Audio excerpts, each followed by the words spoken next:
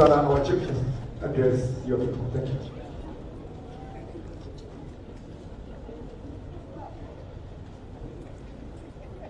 Thank you. I will, good afternoon, everybody. Good afternoon, senators. Good afternoon, my fellow public officers. Good afternoon, all the good people in this podium. Hamujambo. Asante. I will first read the statement by His Excellency the President. He was destined to be the chief guest, but he had to handle some other matters, and he asked me to come and represent him. So I will make his speech first, and then I'll take 2 minutes towards the end to say one or two things. Good afternoon, all of you. I am honored to join you on this special day as we come together to mark and commemorate World AIDS Day 2025. The significance of this day is underscored by the profound impact that HIV and AIDS have had on humanity across the globe. For more than 4 decades, this epidemic has tested our resilience, compassion, and collective will to protect and preserve life. As a nation, we recognize the urgency to stem new HIV infections, particularly among the adolescents and young people. This year's theme, One Race, One Goal, End AIDS in Adolescents and Young People, is both timely and compelling. It serves as a call to action for Kenya to confront the persistent high rates of new infections within this demographic, even as we reaffirm our national and global commitment in ending AIDS as a public health threat by 2030. At a time when our nation stands on the threshold of transformational growth and opportunity, we are blessed with a vibrant, talented, and determined youth population, the true drivers of our country's development agenda.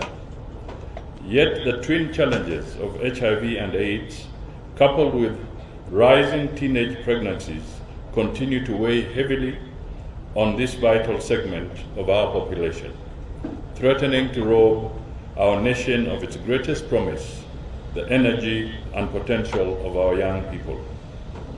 Fellow countrymen, HIV and AIDS remains one of the world's most significant public health challenges, particularly in low and middle income countries, including Kenya. The fact that it hits hard at the most vulnerable members of the society, the poor, the marginalized, and women and children who bear most of the burden of the epidemic, makes the situation even trickier. Today, it is estimated that more than 33 million people in the world are living with HIV. Of these, more than 22 million live in Africa, with approximately 3,200 people dying every day from AIDS-related illnesses. Furthermore, AIDS is the leading cause of death among adolescents in Africa and the second highest cause of death among adolescents globally, according to the WHO report of 2014. It is worth noting that adolescents are the only age group where deaths due to AIDS are not decreasing. In Kenya, I am glad to note that the over 4 decades of relentless management of a pandemic that threatened the very fabric of our society has not only presented valuable lessons, but has also made us resilient to face similar challenges as they actively emerge. We are better prepared now than ever before to ensure that we do not lose the gains made in the response this far. Our national trajectory is positive, placing Kenya ahead of her peers in the region on matters HIV and AIDS. In this regard, I wish to congratulate our researchers, policy experts, programmers, and the entire spectrum of multi-sector synergy that is behind these results. As a result, Kenya occupies a space in the global arena, all for good reasons. Today, Kenya is not only a preferred destination for learning missions, but also a perfect ground for designing and launching of global HIV programs, as we have witnessed in the recent years. Ladies and gentlemen, as we speak, we have a total of 1,326,336 people living with HIV amongst us, basically 1.4 million people. Every year, Kenya requires 30 billion Kenya shillings to procure commodities for the prevention and management of HIV. As at 2024, 87% of people living with HIV were on the life-prolonging antiretroviral treatment, ART, with a PMTC coverage of 90.1%. This has had a direct effect as people are now living longer with the virus, while HIV-positive mothers are able to deliver HIV-free babies, courtesy of technological innovations. Ladies and gentlemen, I would like to assure you of the commitment of the Kenya government to ensuring access to comprehensive prevention, care, and treatment services to all. The government has worked with different development partners and stakeholders to reduce the burden of treatment by providing antiretroviral drugs to eligible persons living with HIV. Though the cost of HIV treatment has substantially reduced, many people still lack access to the life-saving drugs. The government is doing its best to ensure that access to antiretroviral treatment is enhanced. This is part of our commitment to the global target in meeting and reducing the number of HIV cases. In this regard, we have put in place mechanisms to ensure that we acquire and roll out the latest care and treatment technologies, including injectable ART, beginning next year.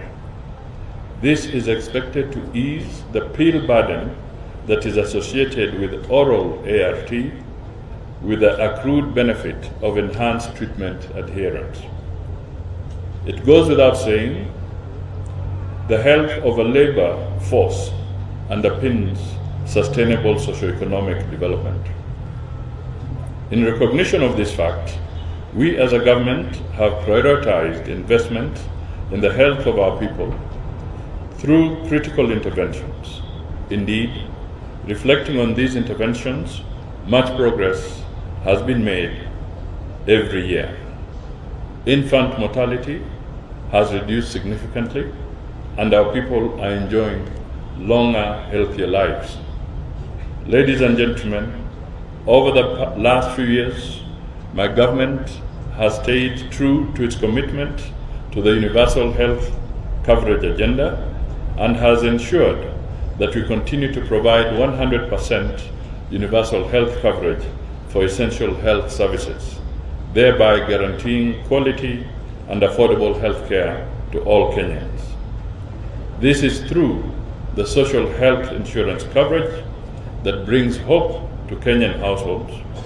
We are alive to the fact that health services, if not well planned, tend to drain family resources. It is for this reason that we continue to enhance the SHI package of services to include non-communicable diseases to bring relief to the citizens. My administration will continue to ensure greater access to quality and affordable health care for all Kenyans in the spirit of the Kenyan Constitution. Fellow Kenyans, unless we mitigate its effects, HIV and AIDS will continue to have a wide socioeconomic impact that threatens development, progress in Kenya. This is particularly so because it affects the most productive and energetic, people aged between 15 and 49 years. Employees, both in the public and private sector, are affected. In view of this, the Kenya government, through the National Syndemic Diseases Control Council, has developed strategies and facilitated the right environment that allows multi-sectoral interventions and promotes public-private partnerships in addressing HIV and other syndemic diseases. This has enabled all the actors to mobilize resources, both internally and externally, for implementing HIV and AIDS prevention activities. Ladies and gentlemen, I would like to take this opportunity to thank all the partners and stakeholders from Kenya and the other countries represented here for their commitment to the aspirations of our nation and the vision of establishing a safe society where every adolescent can be accounted for. As a country, our target is to end AIDS in adolescents and teenage pregnancy as a proxy indicator to new HIV indications. This is in line with the campaign dubbed #End the Triple Threat. Teenage pregnancies are a proxy indicator of instances of sexual violence, a risk factor for HIV acquisition and fuels inequalities. Girls who complete secondary school education have lower vulnerabilities than HIV. Teenage pregnancies impact the continuation of education for adolescent girls with negative effects on our efforts for 100% transition. Further, the high incidences of teenage pregnancies pose a significant challenge for socio-economic development. Teenage mothers are vulnerable to poor health outcomes, such as the risks of premature birth, low birth weight, and prenatal death, and the acquisition of HIV and other sexually transmitted infections.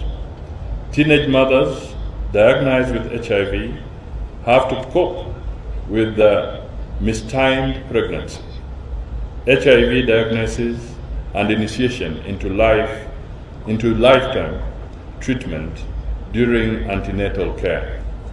Adolescent mothers living with HIV also have poor outcomes within the prevention of the mother-to-child transmission continuum of services. In recent times, there has been a decrease in donor funding in supporting the fight against HIV due to the constantly changing global economic landscape. In this regard, I would like to urge all stakeholders to come together and help us achieve this goal in reducing the number of infections of HIV virus and more so teenage pregnancies.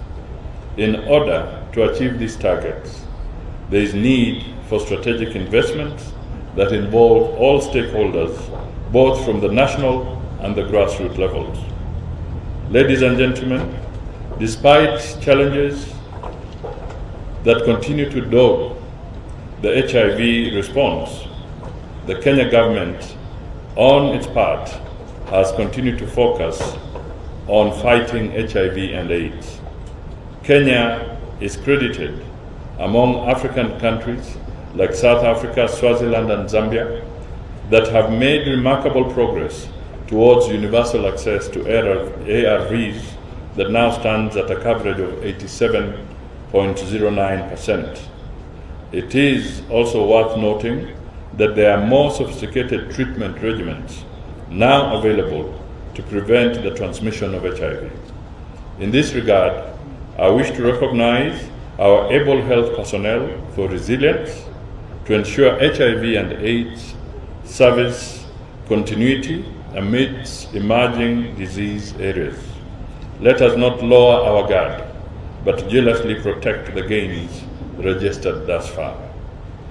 Sports activities, and in particular athletics, hold a special place in our national heritage, as it symbolizes national pride, upholding the country's long-standing excellence in long-distance races.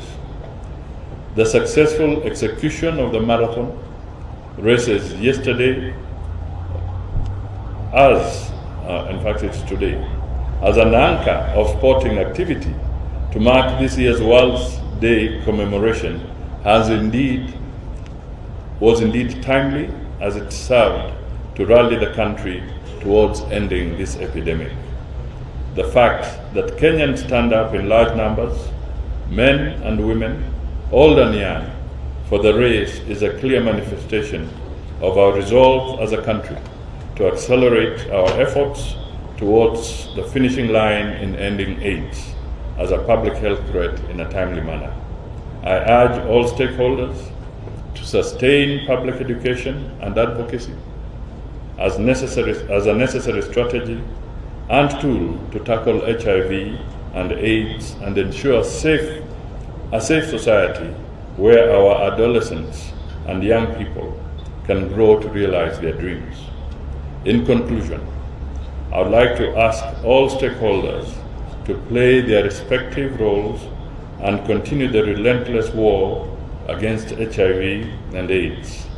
Infections among youth and adolescents.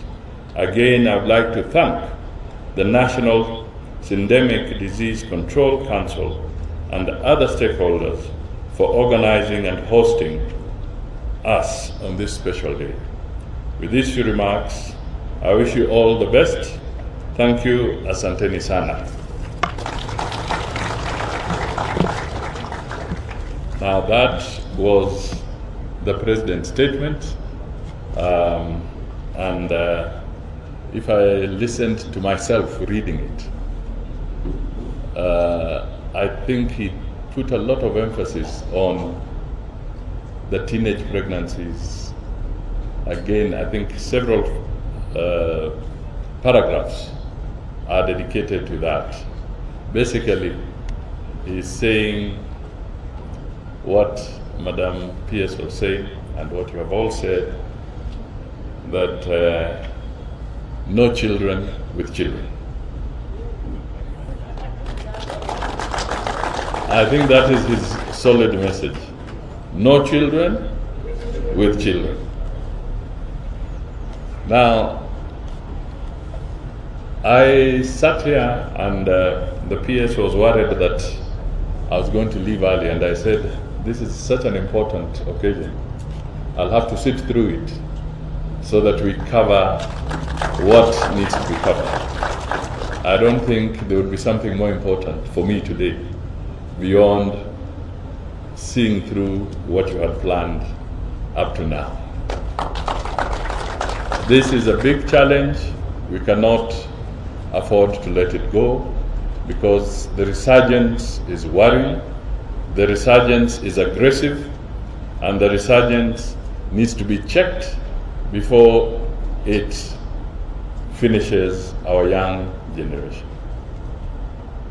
The data that we have had from 16,000, I think 3 years or so ago, to 19,000 young, almost 20,000 cases. It was 19,900 and something new cases of the young perishing because of the resurgence of AIDS is something for us to worry about and to reflect. Now, I requested that what was on the screen because Kenya recorded its first case in 1984.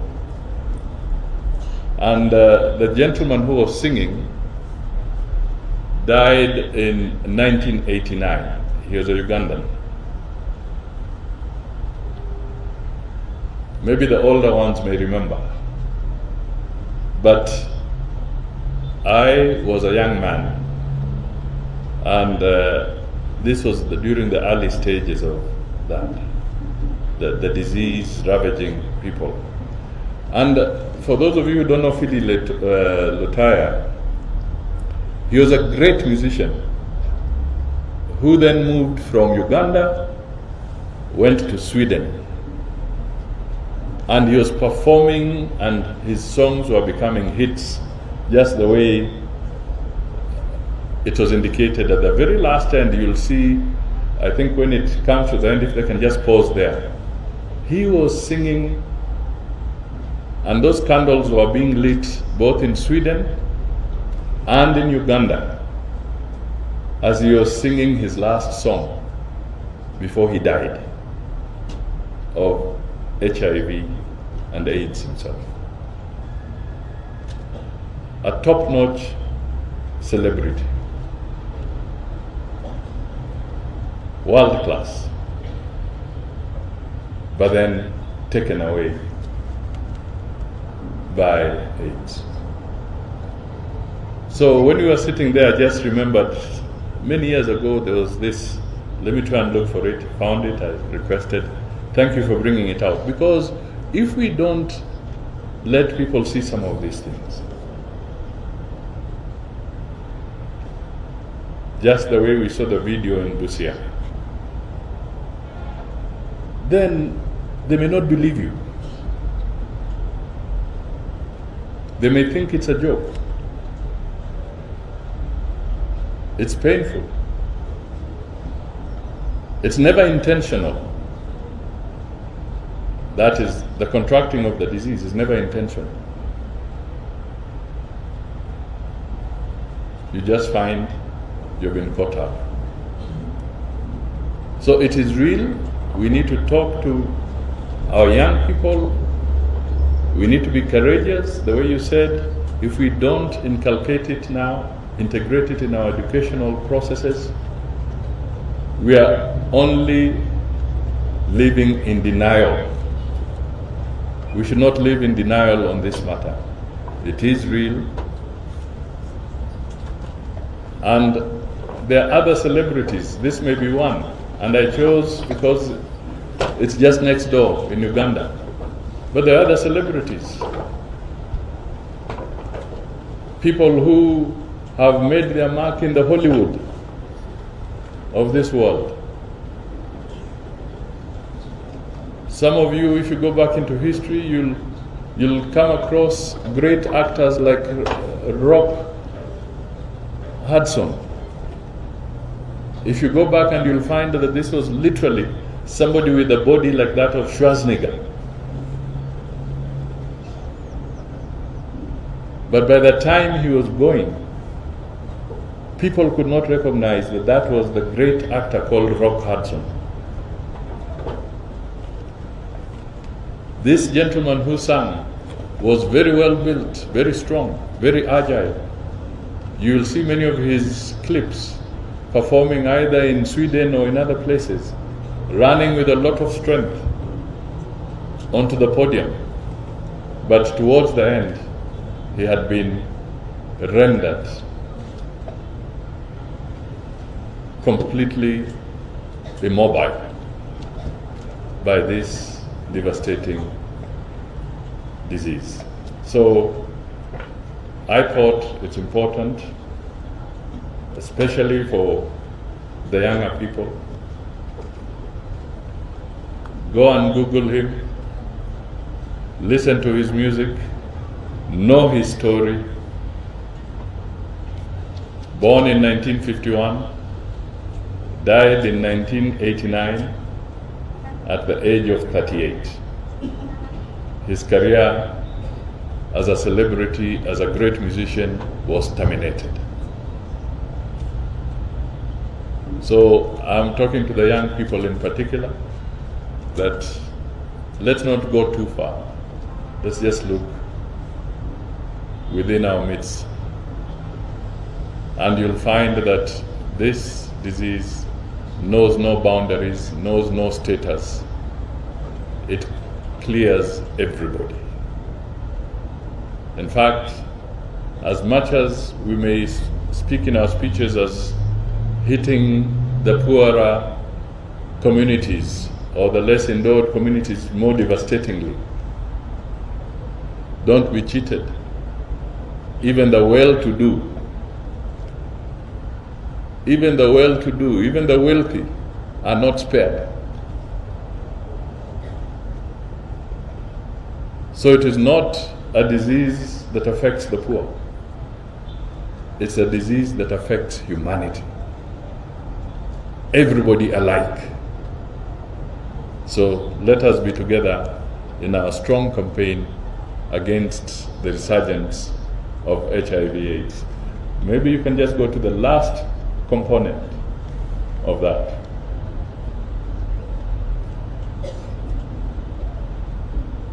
That's him.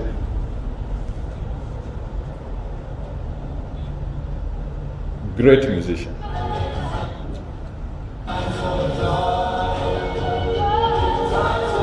Now, can you hold it there? Hold it there, hold it there. There you are.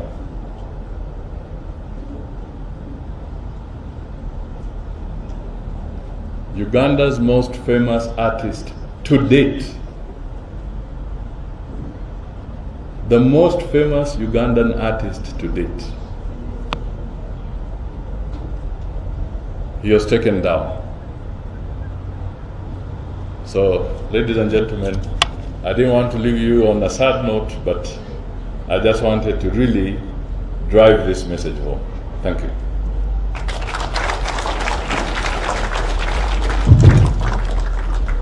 Thank you, our Chief Guest of Honor. I request to back here for you, Bado, to corner launch.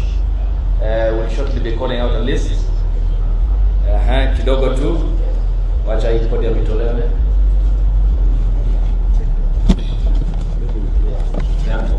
In the meantime, tunaweza tuanzishe ile nyimbo ya Prime Cabinet Secretary, the same 2 years, drag it back.